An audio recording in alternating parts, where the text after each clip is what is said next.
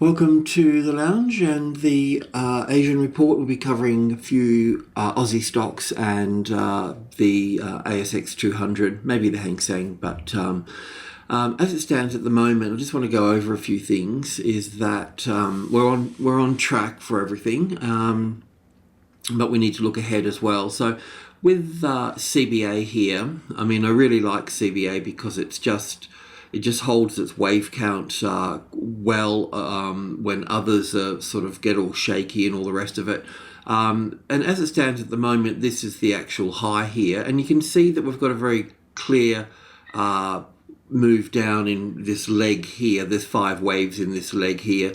Then the B wave pulling back 50-60%, more like 50 in this case, but to 90, the medium level. So that was all good. Then we've got our 5-wave structure down here. So in a nutshell, we have a 3-wave structure, and it has to be labelled an A and a B and a C wave here. So it's possible that this is the all-time low, and we can just continue to move higher from here. The other side to this, unfortunately, is that we'll be in a larger wave. This wave 3 here would be in a larger wave 4 correction coming down. So wave 4 can get complicated. So we can end up with a flat correction or a triangle, which would mean that this here just being the A wave here, the B wave back into this sort of space here. This is the 50 and 60% retracement level of wave A in blue. So you can move to here and then down for wave C here. The other little move here is that this box here is the 50-60% retracement level from wave B here. So it could just move to there as well. So we're looking, currently what I do know is that we've got, this is the A wave here, the B wave here, and a C wave up through to here. As I pointed out the other day, the little move down from here is actually in 3 waves here, so we can call it wave B, and then wave C up here, we're looking for 5 waves. So we've got that sharp move up, 1, 2. I could just go to 2-hour chart here. It's a little bit tricky to interpret this whole thing. I've struggled with it for a while, I mean, wave A can be up here too for this one here. It doesn't really matter. Blue wave A can be here, but it doesn't really matter. The main point here is that we have this 3-wave structure to the downside. So I figured that we have to be going up and making new highs above here. So we can label this wave 1 and wave 2 here, and then wave 3 here. So if we're in wave 3 here, that means that the ASX200 is in wave 3 as well. And we can be looking for wave 4 and wave 5 up through here. Now, we know that, well, I know that when this gets to this area here, the S&P 500 will be struggling at 2100. The DAX will be folding back into 11,000. So there's a lot of big numbers out there for indices and so on. So that should tie up this market in terms of dancing around the 80 here for a short time. But that said, we'd still be looking for higher ground here and up into that 61.8 retracement level, as we noted in on the daily chart, wasn't it? Yeah, into this area here, and also this trend line through here as well. So 61.8% plus trend line there would be a bit of a stopping point, and also looking for 5 waves up there. So what I do know is that we can just continue to get 5 waves here.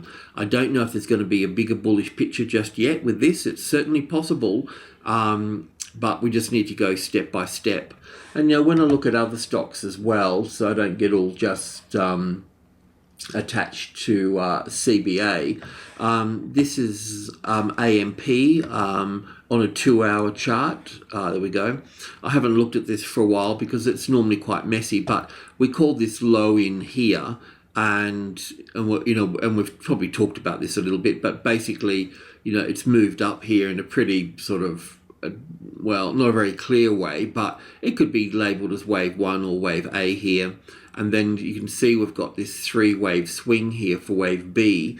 So this market should technically give us 1, 2, 3, 4, 5. Should give us should come, it should technically it should take out that high there. So, we are getting, this, in other stocks as well. We're getting this to the upside here. How far it goes, that's another matter. But we can just look at the 5 waves here. So we'll be right for a little while here. And we've also been looking at WBC because it was in dangerous territory on here. And I don't normally see a sort of flat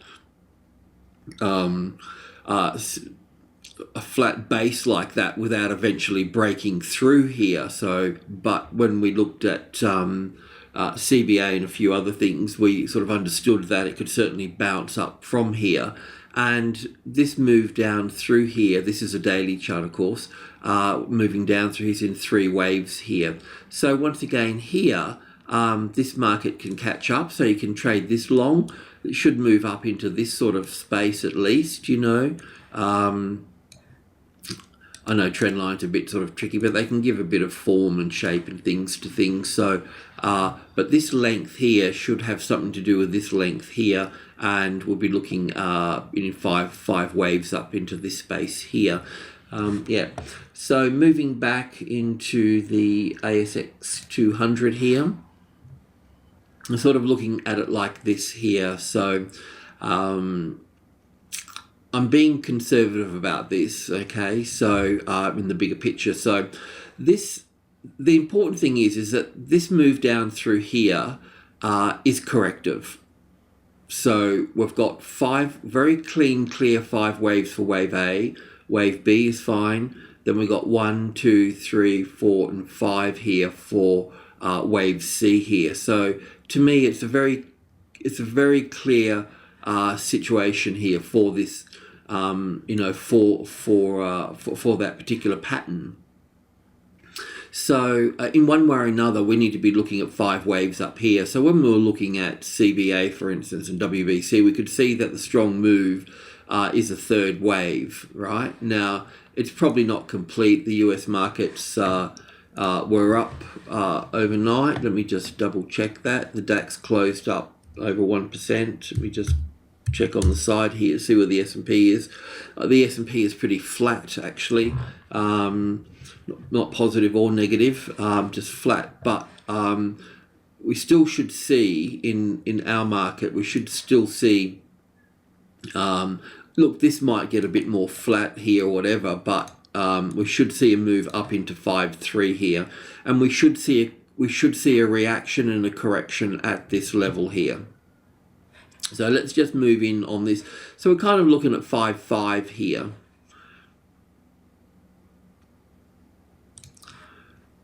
So on the 2-hour chart, I was sort of looking at it like this here, coming into the top of the 3rd wave and having a correction across the 5.3.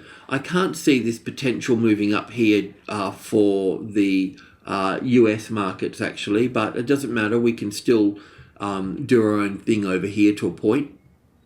So on the 15-minute chart, I've got it counted differently, and I haven't had time to sort of go back over it, but and I'm happy to stay with it on the 15-minute chart and the count that we've been working with, and it's fine too. I mean, the main point is that this level here, we're going to see some situation here. There's only 2 things that can really happen apart from it failing forever, is that, we've got let's just imagine that's the 5.3 here.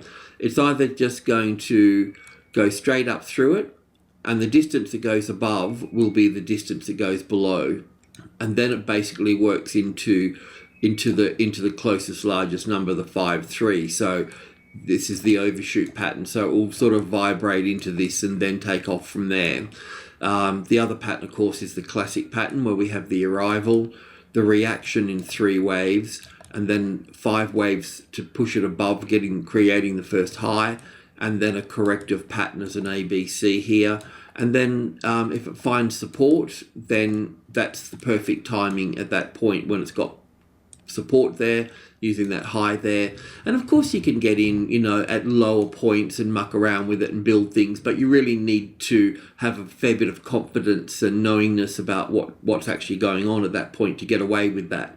But under the level you're exposed, that's your exposure, you're exposed to the risk. Being on the right side of the closest largest number simply means that all the volume is stacked up. The demand is stacked up in your favour, that's all. So the odds are in your favour. So on the 15-minute chart, there will be a different count. There won't be any blue labelling there. There'll be the green labelling, but it doesn't matter. It's still the same sort of thing that we've been sort of working through a little bit. So, excuse me, from the low here,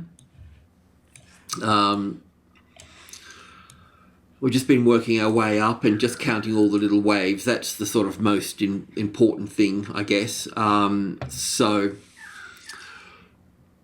here we had, well, it's kind of interesting, really. Here we had an overshoot pattern here. So the distance above is the distance below, and then finding its support on here. This is also an overshoot pattern too, and distance above, distance below, then finding support.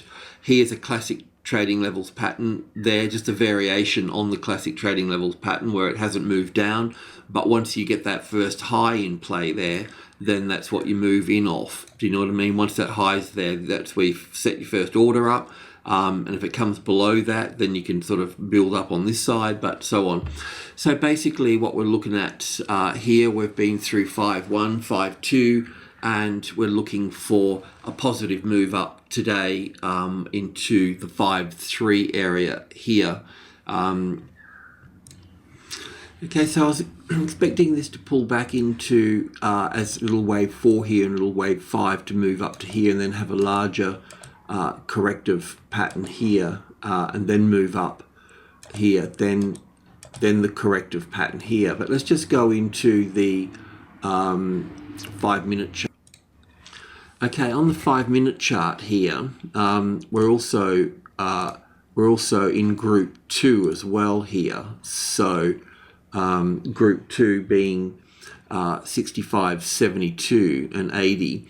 This 72 is important, carries more weight because, well, I just find that when it's got 272 or 772 rather than the normal 72. So we'll be able to use that to our advantage, but we also must expect more corrective patterns larger corrective patterns to be here at this number in this space here, while the markets are outside below the group 2 here, then it's exposed to more downside. Once it can find support on 65, then you know that you're on the right track of actually going higher at that point, but you need to be in on 65 as support.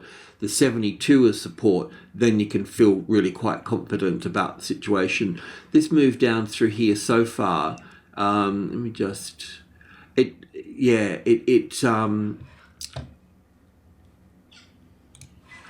it makes another low here, then we have 5 waves down here.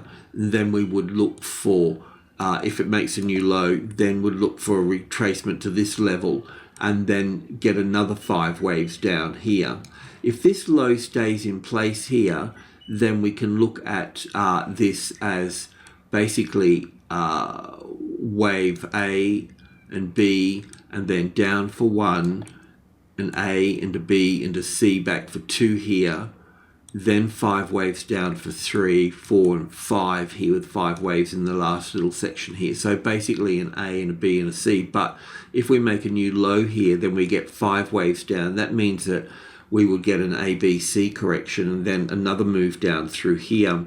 So I could say that while this low here stays in place, then look for support on 65 to move in long, and then build the trade on 72, then on 80, and then exit up here depending on, at that number, unless you know something that would encourage the market to move further. So strength if there is strength today, which is a little bit sort of iffy really, because Thursday wasn't the bear day, so it kind of like something's not quite right in paradise, so to speak. So that was a bit of a concern. But if there is strength today, then you need to buy into it, and then that will follow through on the Monday. But if Friday closes lower, then Monday's likely to close lower as well. We know that the S&P 500 at 2,100 and the DAX around the 11,000, folding back into that, is looking. We're looking for tops there, so they may show up here. But as we've seen from CBA and so on, their structures are just not finished. So the Australian market needs to go higher. Buy strength, but just be a little bit careful about where you do it and how you go about doing it. That's all. All right, cheers.